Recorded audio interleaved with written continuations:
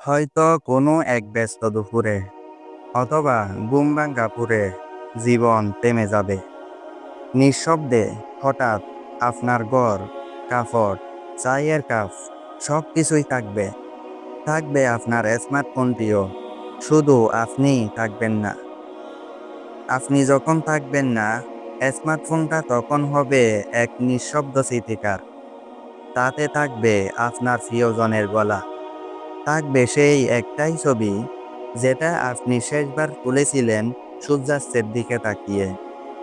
থাকবে কিছু অসমাপ্ত কথা, কেউ হয়তো কখনো পড়বেই না।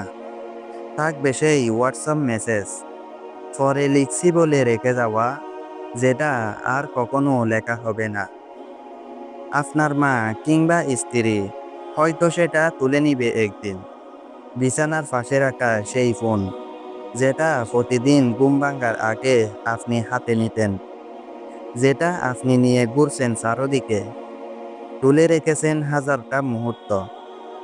হঠাৎ চোখে পড়বে কিছু ছবি, একটা সেলফি যেখানে আপনি হেসেছিলেন ঠিক তার দিকে তাকিয়ে, একটা নোট যেখানে লেখা ছিল ঈদের বাজারের তালিকা, কিংবা মাকে ফোন দিতে হবে। হয়তো খুঁজে পাবে এমন কোনো মেসেজ যেটা আপনি কাউকে ফাটাতে চেয়েছিলেন কিন্তু ফাটাননি। তাতে লেখা থাকবে, আমি আসলে খুব একা। আপনার সন্তান একদিন বড় হয়ে খুঁজে পাবে আপনার ফোন। ক্লাস চলে খুলে দেখবে কিছু ভিডিও। দেখবে আপনি তাকে কোলে নিয়ে রেখেছিলেন আর বলেছিলেন, বাবা তুমি আমার দুনিয়া। সে তখন বুঝবে একটা ফোন আসলে শুধু ফোন ছিল না, এটা ছিল এক জীবনের কাঁচা দলিল। মৃত্যু অনিবার্য, এবং আমাদের উচিত মৃত্যুর পরের জীবনের জন্য প্রস্তুতি নেওয়া। আমাদের স্মার্টফোনে থাকা তথ্যগুলো আমাদের জীবনের প্রতিচ্ছবি।